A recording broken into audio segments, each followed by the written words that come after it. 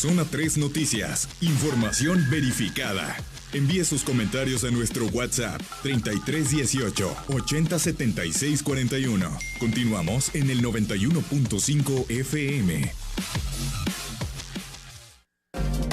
Zona de entrevista.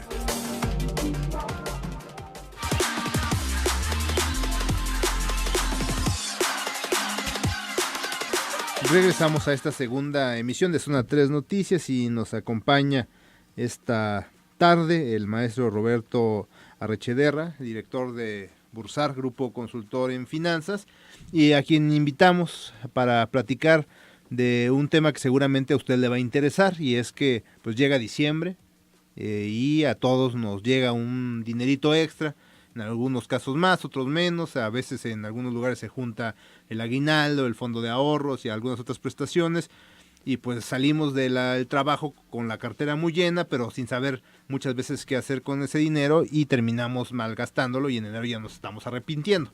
Y invitamos al maestro Roberto para que nos platique un poco de asesoría, qué se puede hacer con el aguinaldo, cómo no malgastarlo, cómo invertirlo, cuánto sí es conveniente gastar, cuánto es conveniente guardar, sobre todo, maestro, en una época en la que pinta que la cosa va a venir un poco complicada en materia económica. De acuerdo, muchas gracias Ricardo por la invitación y un saludo al auditorio. La verdad es que es bien importante el tema del control y la administración financiera personal. Hay una falta de, digamos, de cultura en ese sentido en nuestro país y de hábitos en el sentido de ahorrar. Muchas personas no conocen la diferencia entre ahorro e inversión y no saben cuánto deben de ahorrar cuando reciben cantidades como las que acabas de mencionar, de aguinaldo, fondo de ahorro, algún bono anual. Pero lo más importante que se puede aconsejar es, primero, hay que entender cuáles son nuestras necesidades reales en el tema del gasto y jerarquizarlas. Entonces, la primera recomendación que se le hace a las personas es tener un presupuesto y decir, oye, ¿cuánto voy a recibir de ingresos y cuántos son mis egresos? Y además hay que prever para algunas cosas que pudieran surgir de manera emergente durante el año y hacer un pequeño cochinito, como dicen coloquialmente, para poder hacer frente a esos gastos imprevistos. Se dice en el tema de finanzas personales que la mejor práctica es ahorrar el 10% de lo que se gana y ahorrándolo en el sentido de destinarlo para un largo plazo, para cosas que pudieran venir en el futuro como podría ser el retiro. Y dependiendo de la edad de cada persona, pues tendrá necesidades distintas, si es una persona soltera, si es una persona casada. Pero lo importante es tener bien claro en qué debo de gastar, cuáles son realmente necesidades y cuáles son cosas que me estoy inventando como una necesidad y que además el entorno hace que lo gastemos, porque los comerciales, los centros comerciales, las tarjetas de crédito, la publicidad en internet, de las distintas cadenas o tiendas departamentales están llegando, que si las ventas nocturnas, que si 12 meses sin intereses, son estrategias promocionales que lo que debemos de entender están buscando arrebatarnos lo que ya ganamos con tanto esfuerzo durante el año. Entonces, primero debemos tener conciencia del esfuerzo que nos costó, debemos tener conciencia en qué lo debemos de gastar, jerarquizarlo, cuáles son nuestras prioridades y compararlo con el dinero que tenemos y buscar ahorrar. Hay una máxima por ahí que dice que el rico ahorra para después gastar y el que no tiene dinero, para no llamarlo pobre, gasta para después tratar de ahorrar y normalmente nunca podemos ahorrar porque nos terminamos gastando todo, porque hay necesidades ilimitadas. Entonces esa es la parte básica de lo que la gente debe entender. Este dinero extra, lo más importante que podemos hacer y lo más sabio es guardar lo más posible. Decía mi mamá que a la gente, a uno se le quema el dinero en las manos, ¿verdad? Y además lo recibe y ya estamos pensando en, y ahora sí me va a alcanzar para aquello que tanto quería, o que si esto lo puedo gastar en el producto que no me he podido comprar durante todo el año. ¿Cómo definir qué sí es importante, qué podemos dejar, o dónde sí podemos, por ejemplo, invertir en un plan a plazos? ¿Qué porcentaje de nuestro dinero sería conveniente no tocar? Ya decía que más o menos el 10%, pero sobre todo ahora que es una cantidad más fuerte, ¿podríamos ampliar un poco más eso del 10%? Sería ideal, ¿no? Lo ideal sería inclusive poder ahorrar el 50% de lo que estamos recibiendo o tratar de sobrevivir un mes más con nuestro sueldo normal y el 100% del aguinaldo o de cualquier bono ahorrarlo. Eso sería la parte ideal o la mejor práctica. Ahora, ¿en dónde invertirlo? Lo que hay que ver es que debemos de ponerlo en un lugar o en digamos, una distribución de portafolio de inversión de acuerdo a nuestro perfil. No es lo mismo una persona que ya tiene una edad avanzada, que probablemente su retiro lo tenga más cerca, esa persona debe de ahorrar más y con instrumentos más conservadores. A un chavo que está iniciando su edad laboral y que está recibiendo su aguinaldo y que puede diversificar un poquito en instrumentos de más riesgo. Pero les voy a dar varios tips que me parece que son relevantes y que pueden servir al auditorio. El primero es que no se requiere grandes cantidades de ahorro o de dinero para poder hacer inversiones de una manera profesional y con rendimientos como si tuviéramos muchos millones. Un primer consejo es, hay una página web que es del gobierno federal que se llama cetesdirecto.com. Ahí desde 100 pesos puede invertir la gente en instrumentos de deuda del gobierno federal, específicamente en el CETE. Para que se dé cuenta de la gente, lo que estoy diciendo es, si uno va a una casa de bolsa o a un banco, a la mesa de dinero, como es muy tradicional que mucha gente acuda ahí para hacer sus inversiones, para poder tener acceso a que el banco me dé como rentabilidad la misma tasa del CETE, necesito tener montos superiores a 500,000 pesos para poder aspirar a que se pegue al rendimiento del CETE. En cetesdirecto.com, desde 100 pesos, puedo tener acceso a esa tasa. Imagínate nada más la democratización que está sucediendo con este tema. Podemos tener acceso a rendimientos que solo grandes inversionistas podían tener antes, ahora con tan solo 100 pesos. Y ahí pues cada quien le puede meter todo lo que considere. Ahora hay otras alternativas, ya hay casas de bolsa, bancos que por medio de portales de internet, no le voy a hacer publicidad a ninguno porque hay varios y que son muy buenos, es cuestión de que se metan al internet ahora sí que a googlearle un poquito este tema, pero hay instituciones que desde 10,000 pesos te ofrecen la posibilidad de invertir en fondos en dólares, en euros, de bolsa, para invertir en acciones concretas. Por ejemplo, alguien dice, oye, yo quiero invertir en una acción, voy a decir una al aire de Facebook, ¿sí? Pues puedo invertir en acciones de Facebook, de Apple, empezando solo con 10,000 pesos. Entonces ya no tenemos pretexto para poder decir que quiero un portafolio diversificado.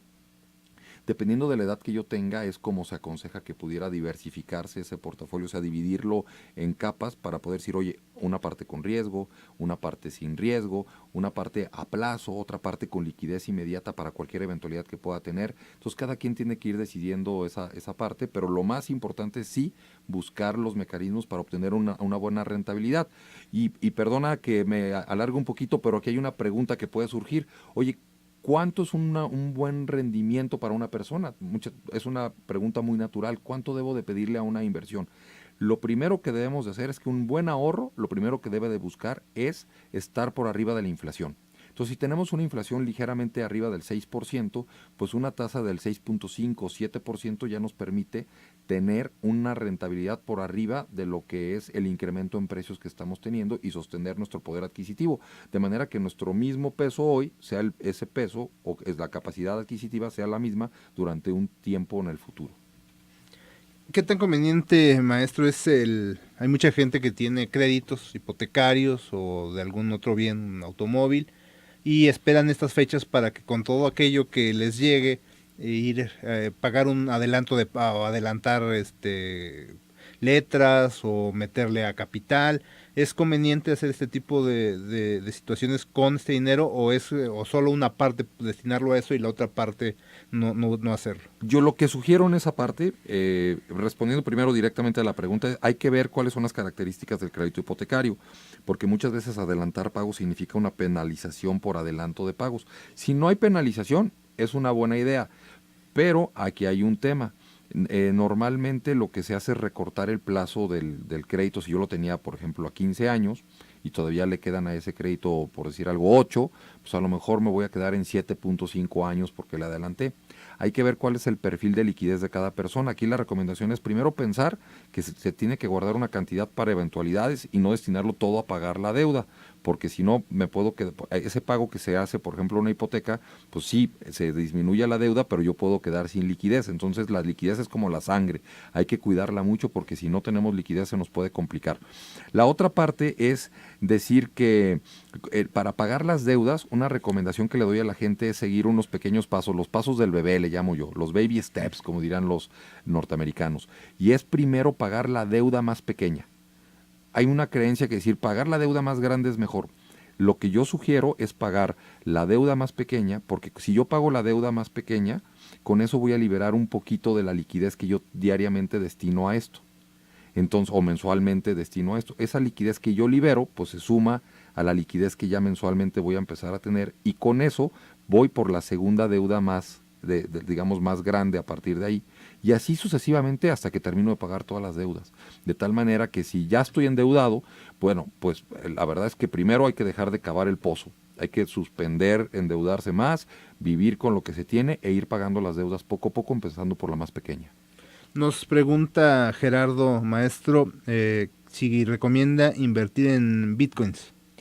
Es una muy buena pregunta. La verdad es que Bitcoin es un instrumento muy nuevo, que las criptomonedas en general han venido siendo una alternativa muy atractiva para la inversión. Yo en lo personal creo que sí se puede invertir más. Invitaría a la gente a intentarlo un poquito, pero con un monto que fuera la cantidad que yo estaría dispuesto a arriesgar, inclusive si fuera al casino. ¿Por qué? Porque el Bitcoin es una moneda que está subiendo mucho por especulación y cada día más. Hace unos meses estaba en $3,000 cada Bitcoin y ahora anda pegándose a los $20,000 cada Bitcoin o superior a esto, ¿no? Creo que el tema es, hay que estar en la fiesta, pero se puede acabar en cualquier momento. Y eso significa que puedo perder todo mi dinero. Entonces, si alguien quiere entrarle, mi recomendación es algo así como si fuera la apuesta en el casino. Y si gano, pues qué maravilla. Y ya que logre tener el monto que invirtió, por ejemplo, si alguien invierte 5,000 pesos en bitcoins y logra tener ya 10,000, pues mi recomendación es retire los 5 que había invertido desde el inicio y ya quédese jugando solo con las ganancias. Y entonces, pues si gana más, pues qué maravilla, ¿no? No quiero despedirlo, maestro, sin preguntarle un tema que surgió el día de hoy, y es esta pues aprobación que hace el Senado de los Estados Unidos de la reforma fiscal allá en la Unión Americana. Así como se aprobó algunas modificaciones, no sé si ya tuvo oportunidad de revisarla, cómo ve el panorama, ¿atraerá afectaciones a México? ¿Habrá alguna situación que debamos tomar en cuenta, sobre todo en inversiones? Pues fíjate que es un tema bien relevante, en general no solo para México, sino para muchos países emergentes, el que esté bajando de manera tan importante la tasa corporativa de impuestos Estados Unidos. Me parece que tiene dos afectaciones muy concretas.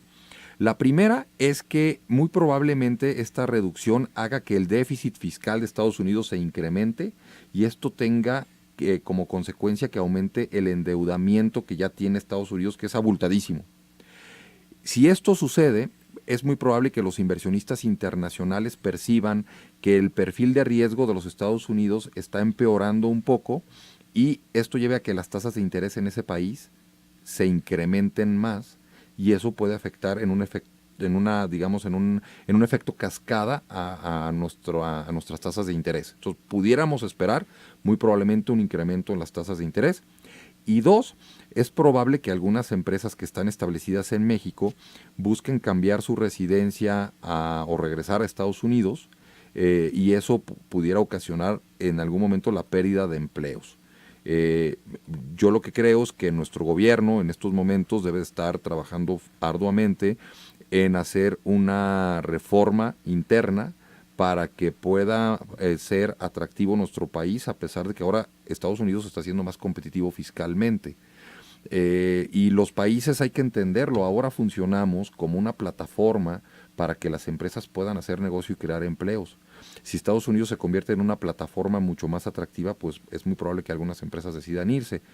Ahora, nosotros como país necesitamos trabajar en temas de corrupción, en temas de Estado de Derecho, de certidumbre a la inversión, para que las empresas puedan estar con nosotros, no solo en un tema de disminución de impuestos, que a lo mejor habría que hacerlo, pero también habría que buscar no competir solamente por sueldos o por el costo laboral de las manufacturas, porque es muy triste que compitamos con sueldos bajos, lo cual afecta a la gente y hace que no tengamos una distribución adecuada del ingreso a nivel nacional y que haya muchas desigualdades. Entonces me parece que es un escenario complejo, hay que analizarlo bien, el gobierno tiene que ser muy prudente en las decisiones que va a tomar, pero definitivamente tiene que tomar decisiones de cara a ser más competitivos con este cambio tan importante que hizo Estados Unidos.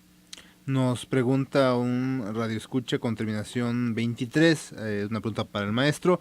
¿Se puede pagar una deuda de tarjeta con otra tarjeta? Bueno, hay tarjetas, hay bancos que aceptan hacerlo.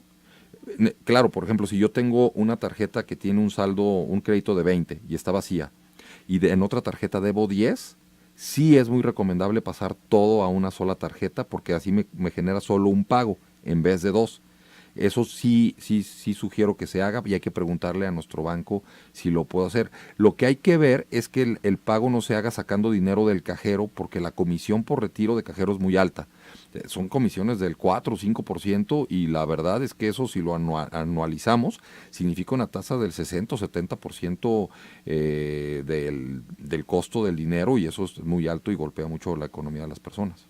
Nos dice Carlos Fernando, solo un comentario muy interesante, ¿no piensas, la pregunta al maestro, que Bitcoin está en una burbuja? Saludos a Roberto padre e hijo.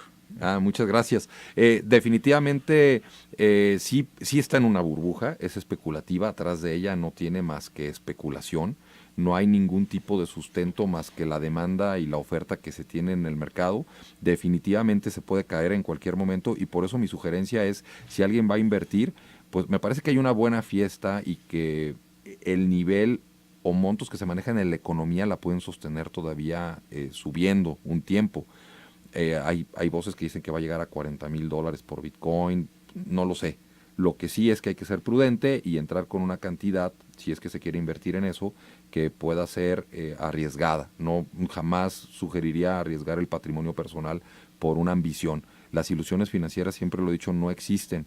Y la verdad es que a lo largo del tiempo, la historia ha enseñado que todas las inversiones deben tener un sustento, si no en el tiempo se van al fracaso. Y el caso del Bitcoin me parece que aunque es una moneda nueva y eso está rompiendo muchos precedentes en el tema financiero, pero hay que ser prudentes en la manera en que ingresamos a ella.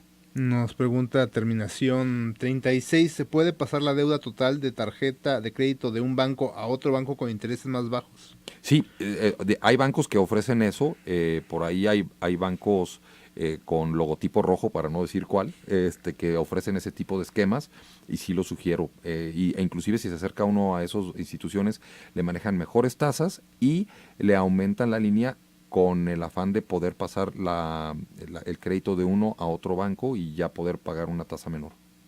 Pues maestro Roberto Arrechedera, muchísimas gracias por haber venido. Nos quedamos con varias preguntas en el tintero, sobre todo en temas que tienen que ver con esta reforma en Estados Unidos. Sí. Ojalá nos pueda acompañar algún otro día. Encantado de la vida, un saludo al auditorio y pues desearles lo mejor para esta Navidad y el próximo año. Nosotros vamos al corte y regresamos con más aquí en la segunda emisión de Zona 3 Noticias. Esta Navidad te deseamos específicamente 2 cosas: amor y paz. Zona 3, 91.5 FM.